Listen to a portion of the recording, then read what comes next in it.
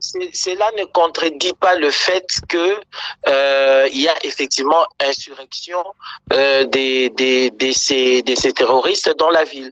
Le fait que vous ayez vu ces images corrobore l'information du gouvernement qui affirme qu'une partie de la ville et connaît l'insurrection de ces terroristes du M23.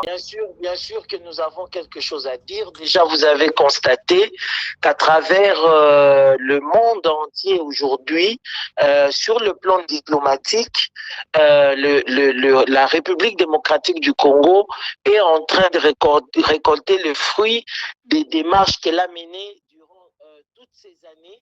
Aujourd'hui, toutes les organisations, tous les États confirment bel et bien l'agression de la République démocratique du Congo par le Rwanda et ses suppôts du M23 et exigent que le Rwanda se retire de notre territoire. Ça, c'est de un. De deux, il y a des outils qui avaient déjà été amorcés. Vous avez notamment la feuille de route de Luanda et l'accord cadre de Nairobi qui effectivement jetaient les jalons du retrait de ces troupes étrangères de notre territoire et de la cessation des activités des groupes armés dans la partie est de notre pays. Et vous avez, je crois, constaté qu'il y a eu dernièrement les sommets conjoints SADC et EAC pour effectivement traiter de cette matière et de voir comment nous pouvons trouver une voie de sortie par rapport à ces deux outils juridiques et politiques, autant que diplomatiques d'ailleurs, qui avaient été mis en place. De trois, je voudrais relayer le message du président national Jean-Pierre Bemba Gombo à toute la jeunesse de la République démocratique du Congo afin de les appeler à intégrer l'armée. Il peut y avoir toutes sortes et toutes dimensions de résolution de ces problèmes, mais nous savons que nos ennemis n'écouteront la voix que de la force. Et il est important qu'aujourd'hui nous puissions avoir une armée suffisamment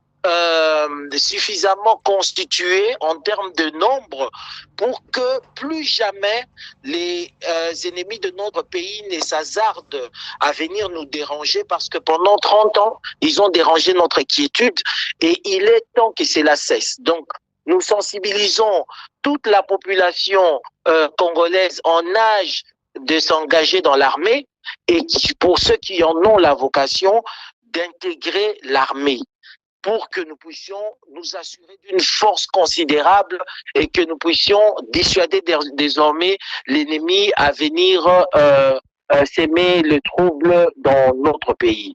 Donc voilà un peu, et enfin, j'aimerais, si vous le permettez, monsieur le journaliste, souligner une chose. Nous avons vu des jeunes qui sont allés adhérer au M23 en avançant des discours disant que voilà, nous luttons pour la démocratie et tralali, tralala.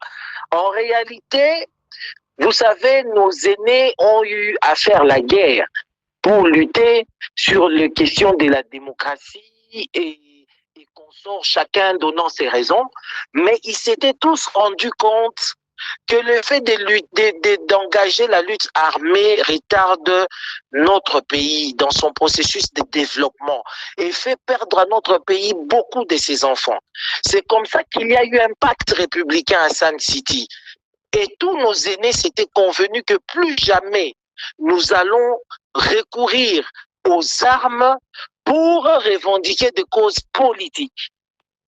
Et donc, le fait que nous puissions retomber dans ces erreurs voudrait simplement dire qu'il y a de l'ignorance quelque part. Tous ces jeunes qui intègrent les M23 et qui disent « nous sommes en train de lutter, nous avons accepté les sacrifices pour lutter pour le pays », ils se trompent. Aujourd'hui, on ne peut plus lutter pour des raisons politiques par les armes. C'est quelque chose qui retarde notre pays, c'est quelque chose qui permet aux ennemis de notre pays de de venir, on va dire, de trouver des brèches par lesquelles ils peuvent venir à nouveau trouver le moyen de nous dominer comme ils l'ont fait par le passé. Vous vous rappelez que dans ces pays, nous avons eu des ministres des Affaires étrangères, nous avons eu des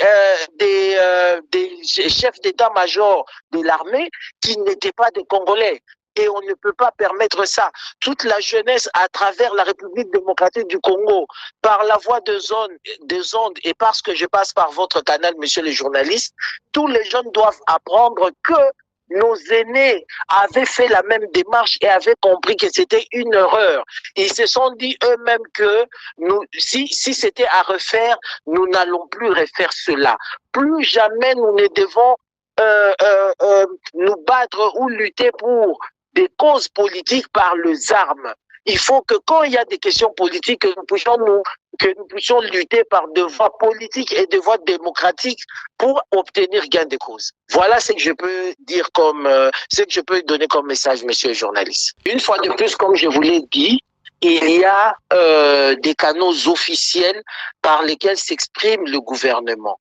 Et la position du gouvernement, c'est que nous ne voulons pas perdre le temps à discuter avec des personnes qui sont des supplétifs, alors que le réel problème, ce sont les commanditaires ou les mandants. Nous savons tous que c'est le Rwanda qui est derrière. Alors, pourquoi nous avons continué à perdre le temps à discuter avec des suppôts et nous maintenir dans ces problèmes qui perdurent depuis plus de 30 ans? Il est temps, effectivement, que le mandant se mette autour de la table et qu'il puisse discuter, plutôt que nous puissions continuer à discuter avec des personnes qui n'agissent que par procuration. Donc, sur l'avis du gouvernement par rapport à ces négociations, vous le connaissez, et jusqu'à preuve du contraire, nous en sommes encore là. Merci beaucoup, M. Darich. Merci beaucoup.